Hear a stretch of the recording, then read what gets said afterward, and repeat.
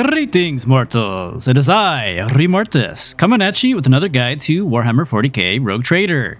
This time, a quick guide as I'm in the middle of packing, so I won't be able to properly edit this video. We'll be covering a lot of Psyker FAQs that I've been seeing in the Discord and the forums. So, first things first, let's go ahead and start making our Psyker. Of course, we gotta pick, one of these awesome Psyker pictures, but I'm gonna go with this one just because if you decide to be a pyro, it looks pretty cool. Anyways, make sure you want to pick up your heretic or you're mad. Both of these are really good choices. Of course, it's always just flavor at this point. All right, onto these Psykers themselves. So let's start off with the very first question. Why does my Psyker suck? Why is it not doing any damage? Well, one of the primary stats that you need for all of your abilities is Psyker rating. Since we are a sanctioned Psyker, we are kind of, suppressed when it comes to our power. Starting off, we have a Psy rating of 0, and just about every single Psyker ability you have is multiplicative based on your Psy rating. So what's 5 times 0? Still 0. So once we get the Psy rating up, that's when you'll start seeing your bigger damage. All right, so let's go over each of these Psykers really quickly, and we'll go over what is the better archetypes for them, and also what kind of roles each of these Psykers perform. Starting with the Biomancer, this one is the most versatile out of any of the Psyker disciplines. That's what I'm going to call them, disciplines or types, whatever you want to say. Anyway, so the Biomancer, it's completely versatile. It can fit into any build, just about. It is all about healing, it's about poison, it's about buffing or debuffing your enemies. It's pretty cool. Starting off, we get Iron Arm. This is good for casting on your melee. It'll increase their strength and your toughness, again, based on your Psy rating. As you see there, 10 plus 4 times your Psyker rating. Obviously, we start with 0, so it'll just be plus 10. That's still pretty solid, because increasing anything by 10 is really good in this game, as your bonus stat is whatever your characteristic. So, characteristics or stat. Okay, we'll just go warrior first now. So, as you see all of these here, this is 30 weapon skill, so we have a weapon skill bonus of 3, since it's 30 divided by 3. Sorry, 30 divided by 10. Alright, moving back onto the Biomancer, we have some abilities here, like Enfeeble, which is a debuff. It saps the enemy's strength and agility, and also increases the damage they take. And then you have a few healing spells with Invigorate and Regeneration. These are both pretty solid abilities, although healing the game isn't the most crucial thing you need to have. The other reason why the Biomancer is just so powerful is this talent right here. Biophysical Distortion. It will apply to any attack you do with your Psyker character, not just your Psyker powers. It'll also apply to your guns, your melee, your grenades, whatever you do damage with, you'll be applying this poison. So that being said, the Biomancer can be any archetype. Do not worry about optimization or anything like that. Biomancer is a really good choice to pick. Its primary stat you're going to want is willpower. So if you're going to be using a warrior, for example, you'll probably invest willpower a decent amount. Maybe not necessarily your main stat, because warriors are stat hungry, but we'll get into that in a moment. So yeah, Biomancer, any archetype, you won't go wrong. The Diviner.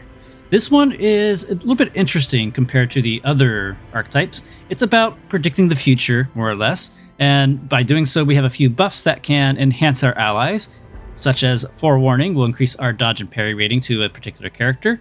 This is actually pretty good on using offensively on assassins, since a lot of their bonus damage comes from their dodge rating, funny enough. It's also good on your tanks. Foreboding will be pretty sweet, as you'll be increasing everybody's dodge rating. So again, if you have some assassins, this is pretty good to weaponize. Perfect Timing is a decent ability, as well as Prescience. This is a really good, just straight up buff to your characters at the end of combat. You can try to cast this on everybody, as it increases a bunch of stats, as you can see here. If you have other Psykers, cast this on them. If you have a ranged character, cast it on them. If you have an officer, cast it on them. It's a good ability. Yep, so the Diviner is kind of an interesting character to pick. It has a few decent talents down here. Nothing too crazy. Overall, I think the Diviner is a little bit on the weaker side, but mostly because it's more of a support kind of class. And Adira already has this, so I wouldn't really recommend picking Diviner right away. But if you really had to, this would make it really good for an officer. All right, now we're on to the Pyromancer, probably one of the psychers that are everybody's favorite. They're all about burning shit, as you would imagine. They do a pretty good solid amount of initial damage on their main ability called Ignite, and then you burn people afterwards with a dot, or damage over time. And then you want to typically combo this by either lighting yourself or your enemy on fire, and then using Firestorm to spread it to other targets. This is similar to the Death Knight ability from World of Warcraft and Pestilence, which will spread any disease to other targets. Same kind of thing here. Then we got Orchestrate Flames. This will make it so a target will not stop burning, and additionally, if it is an ally, you'll do melee attacks. You'll do bonus fire damage to your melee attacks. Pretty sweet. I demonstrate this in my Pyro Psyker melee build. Go check it out. This is a really awesome combo. Molten Beam's okay. I think it would be a lot cooler if you actually had a cool graphic for it. Hopefully Owlcat will make this. In the meantime, it's a decent ability. It's kind of niche because there's not a lot of times where all your enemies are lined up like that. But it's an okay ability. And then you have Inflame. So as you have all your dots from your fire abilities, not just from your Warp Fire, but also from fire grenades or flamethrowers, you can enhance that even further with Inflame. And the more times you cast Inflame, the more the damage is going to be increasing over time. In longer battles in the later game, this is really going to shine really nicely. And then, with the release of the game, they added a new Pyromancer ability called Incinerate. This will double the damage of your Ignite power and half the fire damage of all burning targets within line of sight of the target. So what's the strategy here? You ignite yourself on fire, or an enemy, and then spread it with Firestorm. Try to get as many people burning as possible. Maybe even have your allies use flamethrowers or flame grenades as well to help spread that even further, and then cast Inflame, and then pick a target you want to die. That will be what you'll use Incinerate on. With a lot of their talents, they combo really well with the marksmen, such as Blazing Inferno. They have a similar talent called Fired Up, which anytime they deal damage, they'll increase the critical hit damage overall, whereas this will increase your critical hit chance. Combine those together, it's hand in hand. And then we got plenty of other abilities here. This one right here is where I keep saying yourself, this ability, Relentless Blaze, is why you want to set yourself on fire. You can cast Ignite on yourself, and you'll be able to increase your psi rating by 1, and also increase your resolve by 2. And then not only that, you'll no longer take fire damage. You'll no longer take momentum damage when you're on fire. Again, check out this Pyromancer build, that Pyromancer build I have for the melee. It's fantastic. That being said, which archetypes do I want to pick for the Pyromancer? Well, the two obvious ones for me is the Warrior and the Marksman. Marksman's great because they like to get a lot of extra turns, and typically with that build, you're going to want to use a burst weapon like a Heavy Bolter. So you just have hit many targets as possible to stack up your Blazing Inferno, as well as this Melting Armor talent. Anytime you deal damage from any source, you reduce their armor by 3%. And then, if it's already at 0, you reduce their deflection instead. This will just help you shred your enemies. So again, Pyromancer, Warrior, and Marksman. There are some people who claim that Operator is really good for it, but I just don't see it. If you guys think that's the way to go, by all means go for it. My opinion, Warrior and Marksman. Sorry, Soldier. I forgot it's called Soldier now. And then we have the Sanctic. This is like our Paladins, more or less. They are divine smiters of all Xeno and heretic scum. They do not care about willpower at all, whereas Pyromancer and Biomancer both do. Sanctic does not care about willpower. It just cares about psi rating, because its main ability is actually based on resolve, and which you can increase through officers or with this ability, Word of the Emperor. It'll increase all the resolve of everybody around you, and including yourself, and then you can do other abilities to stack that further. And then you can weaponize it through Purge Soul. As you can see here, it's based on your psi rating and resolve, and it'll do extra damage against Xenos, Chaos, etc., etc. Really good ability. For a homeworld option, Sanctic Psykers make really good Imperial World characters, as Imperial World does a lot of xenophobic things, and also just pairs really well with the Imperial World. If you're planning on being, we'll get that in a moment, actually. All right, another ability here is called Hammer of the Empire. Hammer of the Emperor. I keep saying Empire. This will make it so any ability affected by your Word of the Emperor will do a ton more damage based on your psi rating and your resolve. And then, last but not least, we have the Sword of Faith, which is basically a holy freaking lightsaber that shoots flamethrower. It's a fucking awesome ability. It's basically a pseudo ultimate, and the more you use it, the stronger it gets. Fantastic. So just based on these abilities alone, makes me think, oh, this has to be a melee character. There's also really good talents here too, like Destin, which will increase your armor every turn by 5%. Fantastic. And then Edge of the Dawn. Any enemies adjacent to you, which means you have to be right next to them in melee range, will take 10% more damage. So this screams to me as a warrior vanguard or an officer vanguard. No matter what, you want to be in the melee, and those are the ways to do it. There's also some arguments to be a warrior assassin with the Sanctic Psyker, so you can just go to rip things to shred with your freaking awesome lightsaber. Really great choices. So yeah, Sanctic wants to be warrior, it wants to be officer, and it could either be assassin or vanguard. And with arguments with master tactician as well, if you decide to go the officer route, since you'll be increasing everybody's momentum insanely with your resolve. Again, with the stats for the Sanctic Psyker, you do not care about willpower, so don't worry about it too much. But you can obviously pick it up if you decide to pick up multiple Psyker disciplines.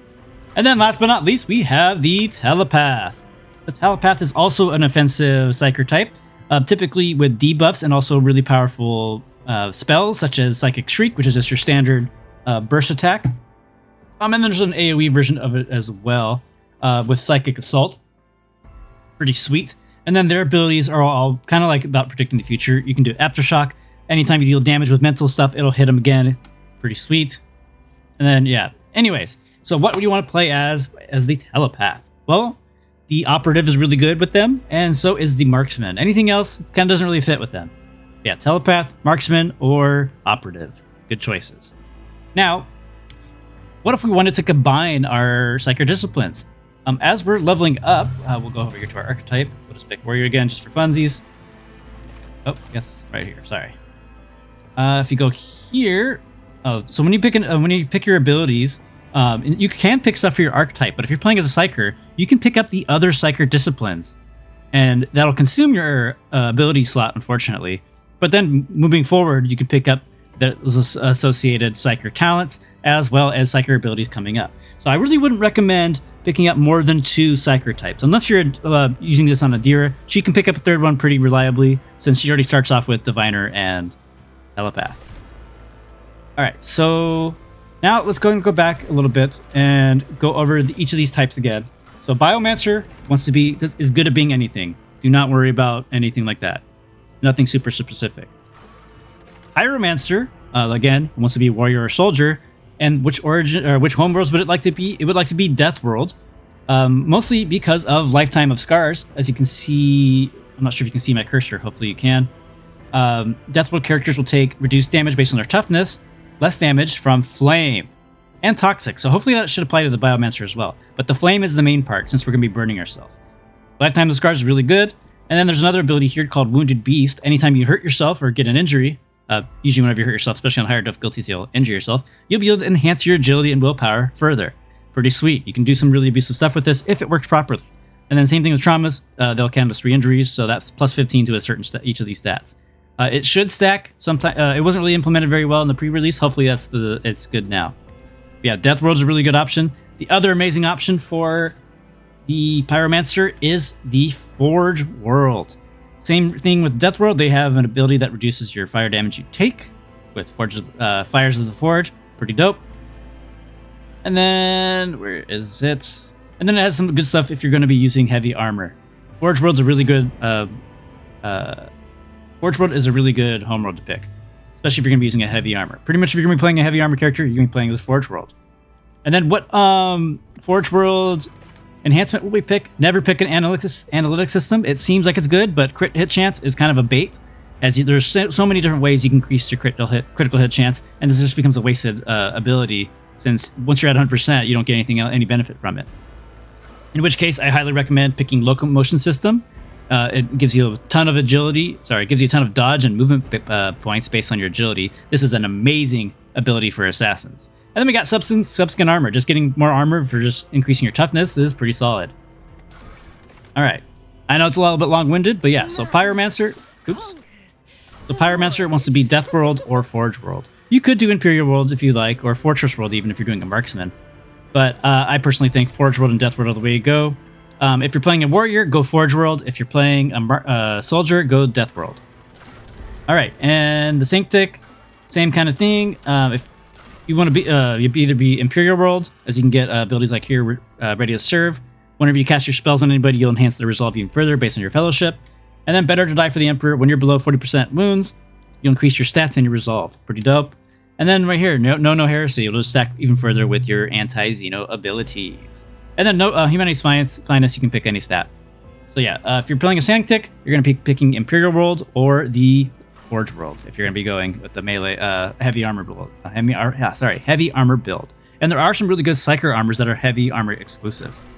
Sorry, there's heavy armor exclusive Psykers. Whew. Sorry, we're trying to move along here because I'm good on time and I got to pack for my trip. So again, sorry for the bad editing and any mistakes I'm making here. All right, and then Telepath. It doesn't really matter which homeworld you pick. Telepaths are pretty versatile as well. Voidborn makes some pretty solid things. Hive World, Death World, Fortress, whatever you want to do. All right, I think that's just about it. Oh, okay. One more thing. So let's see what some good combinations. If you're going to be playing a melee build, Pyromancer and Biomancer is really good combo. Sanctic and Biomancer is really good, and then Sanctic and Pyro is really good. I'd really mix two of those three. You could try to squeeze all three of them, but then you're not going to have any abilities from any of your other archetypes, so take that word of caution. I would recommend combining the two of them, not three. Diviner, I don't really usually pick this one, mostly because Adir already has it. If you plan on getting rid of her, maybe you decide to pick this up if you're going to be a Sanctic Diviner, for example. Because Sanctic Psykers like to be officers and buffing people, and then that's also what the Diviner does. So maybe Sanctic and Diviner and Sanctic, if you really want to be a buffer and debuffer for your enemies, that might be a good choice to pick. I guess another thing too, if you're playing a Diviner, the Voidborn homeworld would be good with it because it kind of messes with that kind of stuff as well. And then you have things like Contagious Luck, Fortune, and Jinx that just messes with your enemies. It's pretty cool. Good stuff. Telepath, you can combine it with whatever you want, really. It's just pretty much raw damage. It's good at hurting people with their defenses and things like that, and you just, it's to me, it's the classic Psyker, such as, Dawn of War, my mind bears a great pain. All right, anyways, enough of this. Hope you guys like this short and sweet video, and hopefully it answers some of the stuff for you guys for your Psyker. I do have a few other videos up on my channel right now for Psykers, but there will be a lot more Psyker videos coming in the future, so be on the lookout for that. Again, thank you so much for watching. Please like, comment, subscribe if you like guides like this. I apologize for the bad editing and just rapid fire moving around. Hopefully you guys can make sense of this, and I'll see you guys in the next guide. Hopefully it should be for the Noble Officer build and combo that combos with Abelard or Argenta. And then I have I pretty much have a guide for everything coming out, honestly. All right, again, my name is Remortis. Like, comment, subscribe, all that jazz, and I'll see you guys in the next guide. Farewell for now.